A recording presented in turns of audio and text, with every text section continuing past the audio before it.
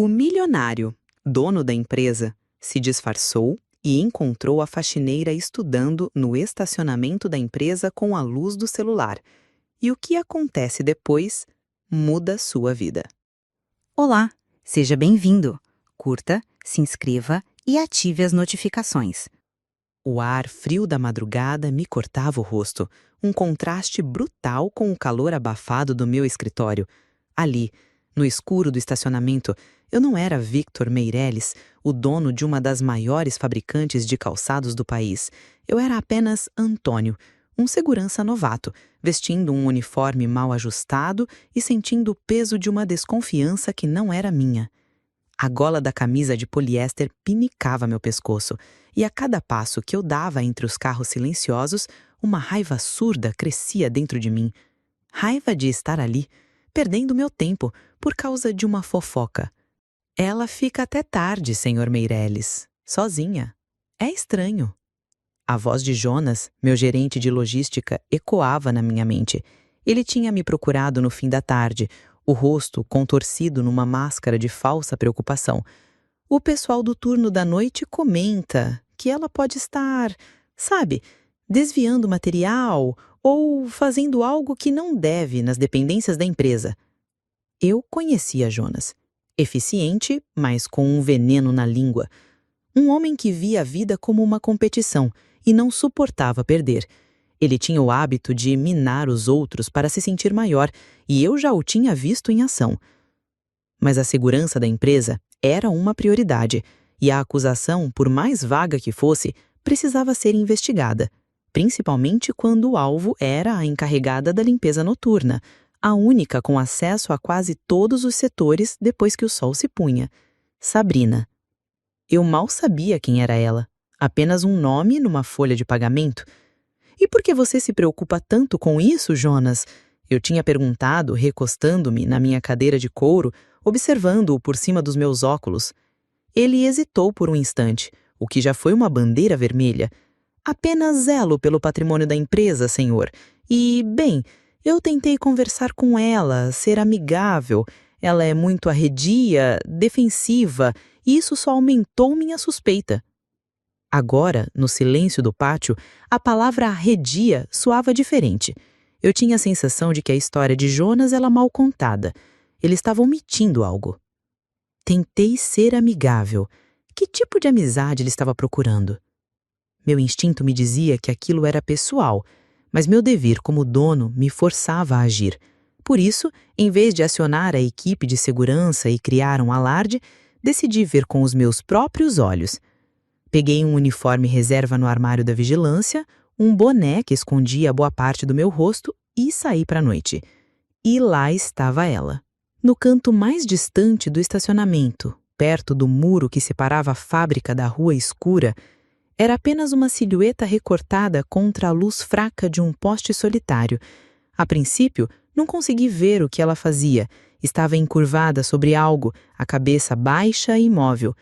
O cenário parecia confirmar as suspeitas de Jonas. Por que alguém ficaria ali, no frio, no meio da madrugada? Comecei a andar na direção dela, minhas botas de segurança fazendo um barulho surdo no asfalto. Cada passo alimentava um roteiro diferente na minha cabeça. Estaria ela passando uma caixa de sapatos caros por cima do muro para um cúmplice? Estaria vandalizando a propriedade? A adrenalina começou a subir, misturada com uma decepção amarga. Eu gostava de acreditar que tratava meus funcionários bem, que criava um ambiente de confiança. Uma traição, por menor que fosse, sempre me feria no pessoal. Jonas tinha plantado a semente da dúvida com habilidade. Ela pediu para trocar de turno, queria à noite, disse que era melhor para ela, mas quem em sã consciência pede para trabalhar na madrugada se não tiver um segundo interesse? Ele havia dito com aquele tom de quem compartilha um segredo terrível. Eu a vi perto do depósito de amostras, olhando. Demorou demais ali. Eu estava a uns 30 metros dela quando um pequeno ponto de luz se acendeu em suas mãos. Um celular. A luz iluminou seu rosto por baixo, criando sombras que me impediram de ver sua expressão. Ela olhou para a tela, depois para o que quer que estivesse em seu colo e de volta para a tela. O movimento era repetitivo, focado, concentrado. Não parecia o comportamento de uma ladra esperando o momento certo para agir. Ladrões são ariscos, olham para os lados, nervosos. Ela estava completamente absorta. Meu coração, antes acelerado pela suspeita, começou a bater num ritmo diferente, um ritmo de curiosidade. A raiva que eu sentia por estar ali começou a se transformar em algo novo, uma intriga que eu não esperava. Jonas queria que eu a visse como uma ameaça, uma funcionária desleal, mas a mulher sentada no chão de cimento, sob a luz solitária de um poste e a tela de um celular, não parecia nada disso. Ela parecia cansada, determinada, sozinha. Apertei a mão no cacetete de borracha preso ao meu cinto. Era parte do disfarce, mas seu peso pareceu ridículo naquele momento. Eu não estava ali para intimidar ninguém. Eu estava ali para descobrir a verdade. E a verdade, eu começava a suspeitar, era muito mais complexa do que a vingança mesquinha de um gerente rejeitado. Respirei fundo, o ar gelado enchendo meus pulmões, e continuei a caminhar, agora mais devagar, mais silencioso, sem saber que aquela caminhada de poucos metros estava prestes a mudar o rumo da minha vida inteira. Eu estava a menos de 10 metros quando ela finalmente me notou. Levantou a cabeça de repente, os olhos arregalados como os de um cervo pego pelos faróis de um carro. A luz do celular se apagou no mesmo instante, mergulhando seu rosto de volta na penumbra, mas não antes que eu pudesse ver o pânico em seus traços. Ela se encolheu, puxando o que quer que estivesse em seu colo para junto do peito, como se quisesse proteger um tesouro. "Boa noite", eu disse, tentando manter a voz neutra, com um sotaque carregado de um segurança do interior, algo que eu tinha praticado brevemente no espelho do banheiro. "Tá tudo bem por aqui?" Ela não respondeu. Apenas me encarou, a respiração presa na garganta. O silêncio se estendeu, pesado e desconfortável. Eu podia sentir o medo emanando dela e isso me causou uma pontada de culpa. Eu era o intruso ali, o predador. "Senhora, tô perguntando se tá tudo bem. É tarde? Não deveria estar aqui no estacionamento." Eu já tô de saída." A voz dela saiu trêmula, pouco mais que um sussurro. Ela começou a se levantar, desajeitada, tentando juntar suas coisas no escuro. "Só tava descansando um pouco antes de ir para casa." A desculpa era fraca e nós dois sabíamos disso. Ninguém descansa no chão frio de um estacionamento no meio da madrugada. A mentira dela, tão óbvia, só aumentou minha convicção de que a história de Jonas era uma farsa. Uma ladra teria uma desculpa melhor, mais ensaiada. Uma sabotadora não ficaria paralisada de medo. A reação dela era de alguém que foi pego fazendo algo que não queria que ninguém soubesse. Algo pessoal. "Descanse lá dentro no refeitório, é mais seguro", eu disse, apontando com o queixo para o prédio. Minha intenção era ser prestativo, mas a ordem implícita na minha voz a fez ficar ainda mais tensa. Não precisa. Eu já terminei meu turno. Eu tô indo embora." Ela se apressou. Mas na pressa, algo caiu de seu colo e deslizou pelo asfalto, parando a centímetros da minha bota. Um livro. Um livro grosso, de capa dura, com o título em letras douradas que brilharam sobre a luz do poste, Princípios de Administração Financeira. Ficamos os dois parados olhando para o livro no chão entre nós. Era como se uma peça de um quebra-cabeça que eu nem sabia que estava montando acabasse de se encaixar. O celular, o livro, a concentração. Não era desvio de material. Não era um encontro ilícito. Era estudo. Inclinei-me e peguei o livro. Estava pesado. As páginas marcadas com dezenas de anotações e post-its coloridos. Abri em uma página aleatória. Fluxo de caixa. Ponto de equilíbrio. Alavancagem operacional. Termos que eu conhecia como a palma da minha mão, mas que pareciam pertencer a um universo diferente daquele estacionamento frio e da mulher assustada à minha frente. "Isso é seu?" perguntei, a voz já perdendo disfarce, soando mais como a minha própria. Ela apenas assentiu, os olhos fixos no livro em minhas mãos. O medo em seu rosto estava dando lugar a uma vergonha profunda, como se eu tivesse descoberto o seu segredo mais íntimo. Desculpe, Eu não deveria... Ela gaguejou, estendendo a mão para pegar o livro de volta. Eu sei que não é lugar para isso. É que em casa é complicado. O único lugar silencioso que eu encontro é aqui. Complicado como? A pergunta saiu antes que eu pudesse me conter. A curiosidade tinha vencido completamente o personagem do segurança Antônio. Ela hesitou, mordendo o lábio inferior. Parecia estar travando uma batalha interna, decidindo se confiava ou não naquele estranho de uniforme.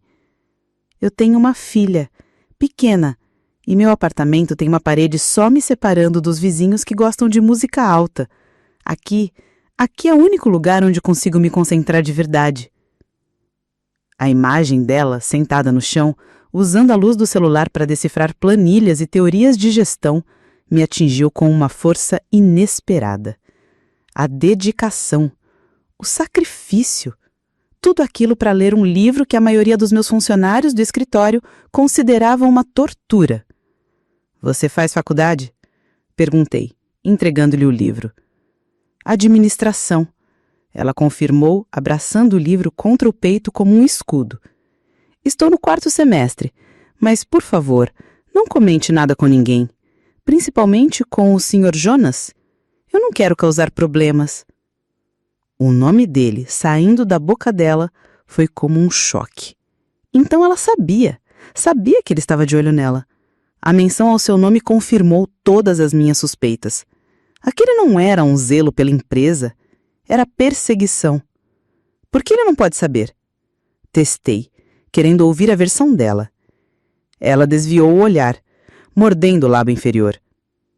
Parecia estar travando uma batalha interna, decidindo se confiava ou não naquele estranho de uniforme. Ele não gosta de mim. Desde que eu disse não a um convite dele para sair. Ele vive procurando um motivo para me prejudicar. Se ele souber que estou estudando, vai dizer que eu estou negligenciando meu trabalho, que eu estou usando o tempo da empresa para benefício próprio.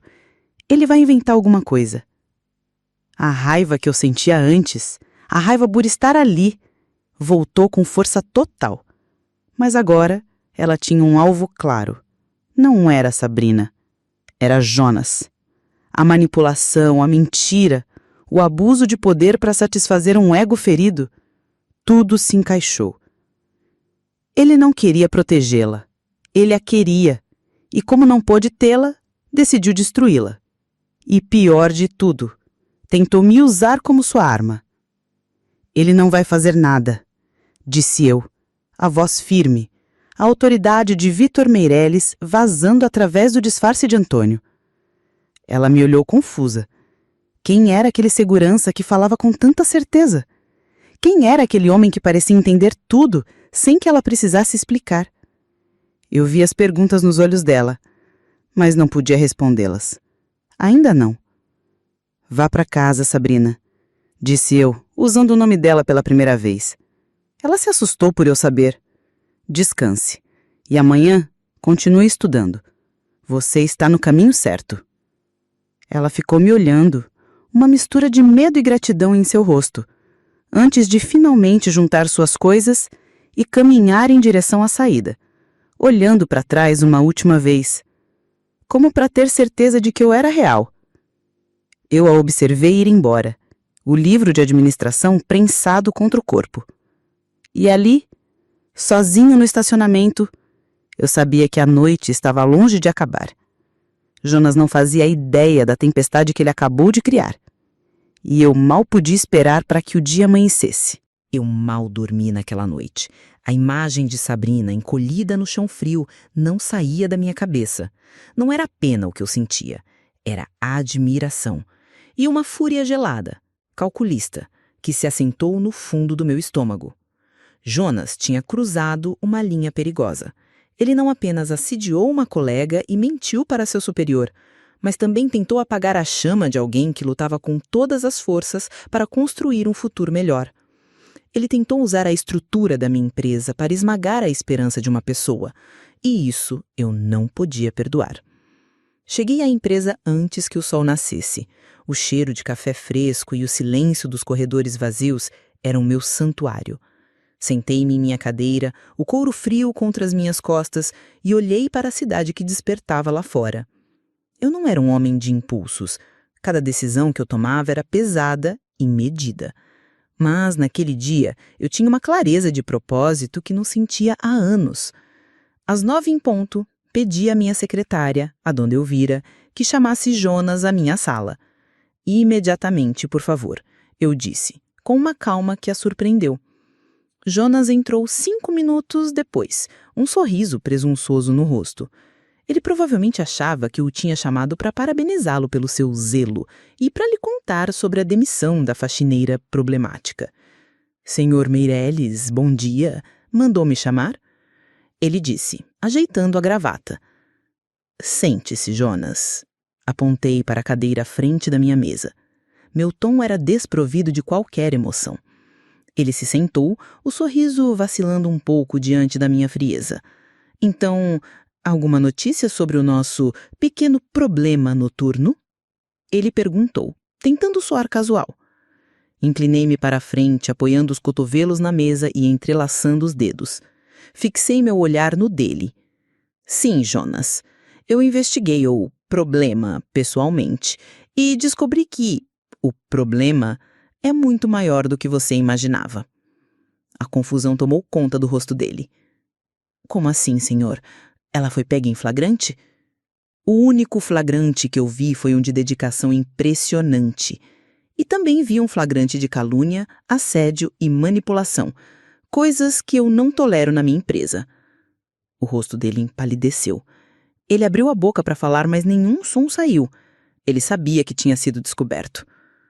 Você usou sua posição para perseguir uma funcionária que rejeitou suas investidas. Continuei. A voz ainda baixa, mas cortante. Você mentiu para mim, o dono da empresa, tentando me usar como ferramenta para sua vingança mesquinha. Você achou que eu era um idiota, Jonas? Não, senhor. Eu juro, foi um mal-entendido. Eu só estava preocupado com... Ele começou a gaguejar, o desespero tomando conta. Preocupado com o quê? Que ela estivesse estudando para ser mais do que você jamais será? Preocupado que, enquanto você gasta seu tempo tramando contra os outros, ela usa cada minuto livre para construir uma vida melhor para ela e para a filha dela?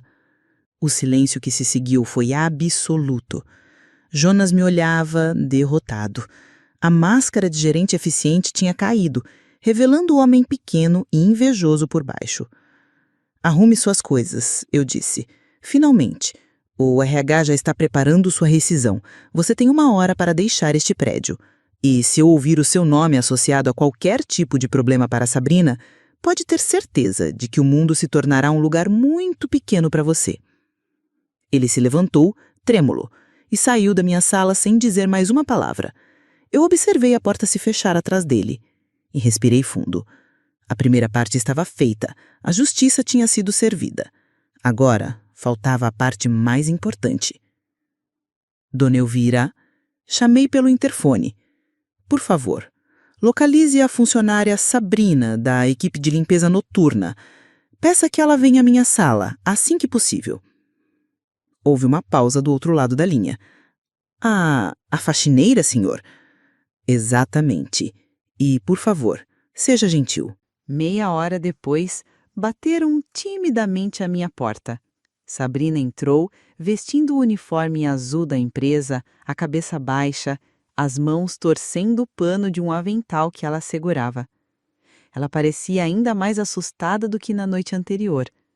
Provavelmente, em toda a sua vida, nunca tinha sido chamada à sala do presidente.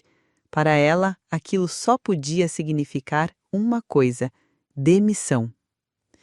Senhorita Sabrina, por favor, entre. Sente-se, eu disse, com a voz mais suave que consegui. Ela se aproximou hesitante e sentou-se na beirada da mesma cadeira que Jonas ocupara. Ela não olhava para mim.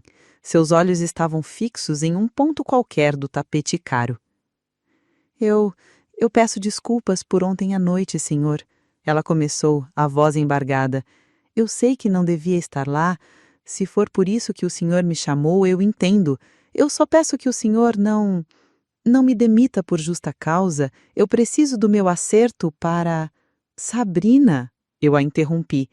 Ela se calou, encolhendo-se na cadeira. Olhe para mim. Lentamente, ela levantou o rosto. Seus olhos se arregalaram, primeiro em confusão, depois em choque, quando ela finalmente me reconheceu. A boca dela se abriu ligeiramente. Ela estava olhando não para o dono da empresa, mas para Antônio, o segurança da noite passada. Você... Ela sussurrou incrédula. Sim, era eu ontem à noite, confirmei. Eu precisava ver com meus próprios olhos. Peço desculpas se a assustei. Ela não conseguia formular uma frase, apenas me encarava, tentando processar a situação surreal. O segurança e o dono da empresa eram a mesma pessoa. Jonas não trabalha mais conosco, informei. O que ele fez foi inaceitável. E o que eu vi você fazendo ontem à noite, Sabrina, foi uma das coisas mais admiráveis que já presenciei. Lágrimas começaram a se formar nos cantos dos olhos, mas ela segurava com força. Eu não a chamei aqui para repreendê-la, eu a chamei para lhe fazer uma proposta. Alguém com a sua determinação não deveria estar limpando o chão desta empresa, deveria estar ajudando a administrá-la. Eu gostaria de lhe oferecer um estágio remunerado no nosso departamento administrativo. O salário será o mesmo que você ganha agora, mas a carga horária será de 6 horas, para que você tenha mais tempo para a sua faculdade e para a sua filha. As lágrimas que ela tanto segurou finalmente rolaram por seu rosto. Não eram lágrimas de tristeza ou medo, mas de um alívio tão profundo que parecia doer. Ela cobriu a boca com a mão, sacudindo a cabeça em negação, como se não pudesse acreditar no que estava ouvindo. Senhor, eu não sei o que dizer, eu não... Diga que aceita, eu disse com um sorriso. Mostre a todos do que você é capaz. A única coisa que peço em troca é que você nunca perca essa força de vontade que a fez estudar no chão de um estacionamento frio. É dessa fibra que esta empresa é feita. Sabrina aceitou.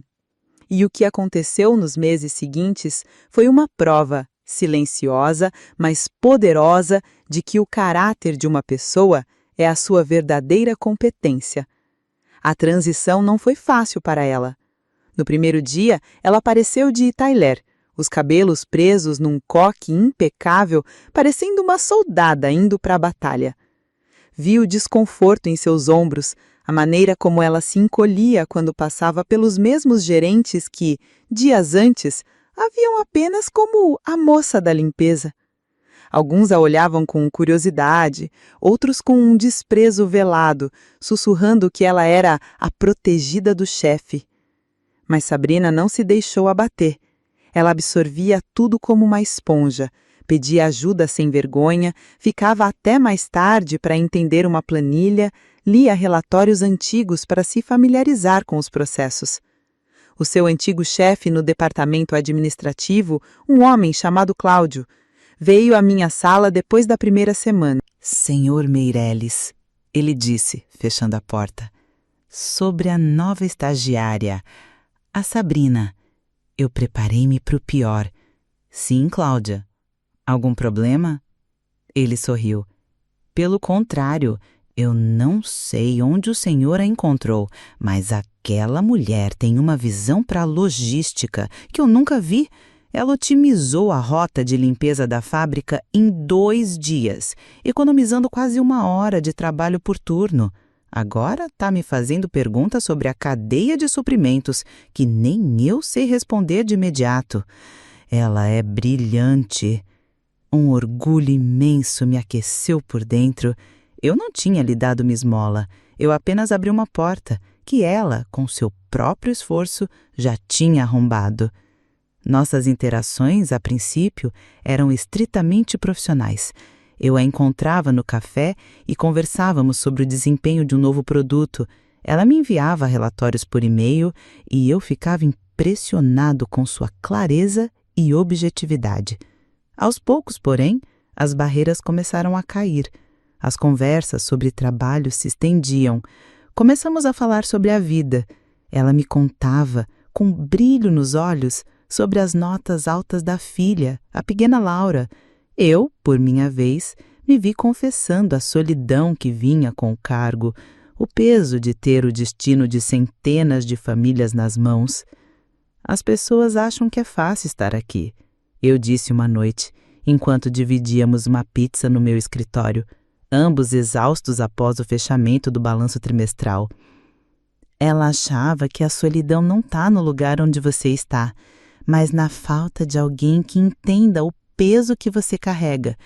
Eu me senti assim no estacionamento, sozinha contra o mundo, até que um segurança mal-humorado apareceu. Nós rimos. Naquele momento, ela não era minha funcionária e eu não era o chefe dela. Éramos apenas duas pessoas que, por um acaso do destino, tinham visto a verdadeira essência um do outro. O estágio de Sabrina terminou e ela foi efetivada como analista júnior. 1 ano depois, foi promovida a coordenadora. Ela não subia por causa minha, subia por sua competência avassaladora, por sua capacidade de enxergar soluções onde todos os outros viam apenas problemas. E eu me apaixonei por ela, não pela mulher frágil que estuda no escuro, mas pela líder nata que ela se tornou. Apaixonei-me por sua inteligência, por sua bondade e pela maneira como ela nunca se esqueceu de onde veio, tratando cada funcionário, do chão de fábrica à diretoria, com o mesmo respeito. O pedido de casamento não foi uma surpresa para ninguém, exceto talvez para a própria Sabrina. Aconteceu num sábado chuvoso, não em um restaurante caro, mas na cozinha do meu apartamento, enquanto tentávamos, sem sucesso, fazer um bolo para o aniversário da Laura. Sabe, eu disse, com as mãos sujas de farinha, acho que sou melhor administrando uma empresa do que uma batedeira. Com certeza, ela riu, limpando uma mancha de chocolate do meu nariz. E também acho que sou muito melhor em tudo quando você está por perto. Continuei, a voz ficando séria. Segurei suas mãos. Eu não quero mais tomar nenhuma decisão importante na minha vida, seja na empresa ou na cozinha, sem ter você ao meu lado. Sabrina, você quer se casar comigo? As lágrimas que eu vi em seus olhos naquele dia eram as mesmas da minha sala meses antes, mas agora não havia resquício de sofrimento. Eram lágrimas puras de felicidade. Hoje faz 5 anos que estamos casados. Sabrina é a diretora de operações da empresa e a mulher mais inteligente e forte que já conheci. Laura, agora uma adolescente, me chama de pai. Quanto a Jonas, ouvi dizer que ele pulou de emprego em emprego, sempre saindo por problemas de relacionamento. Sua inveja o consumiu e ele se tornou irrelevante, uma nota de rodapé na nossa história. Às vezes, quando saímos da empresa à tarde da noite, de mãos dadas, eu olho para aquele canto distante do estacionamento. O poste de luz ainda está lá, solitário. E eu me lembro do homem que eu era, disfarçado, cheio de suspeitas, e da mulher que encontrei, cheia de sonhos. Aquela noite não mudou apenas a vida dela, mudou a minha. Ela me ensinou que o maior patrimônio de uma empresa não está nos seus cofres ou nos seus depósitos, está na força de vontade das pessoas, que, mesmo no escuro, insistem em buscar a luz. E eu, por sorte, encontrei a minha luz sentada no chão de um estacionamento. Espero que tenha gostado da história. Curta, comente, compartilhe. Obrigado por assistir.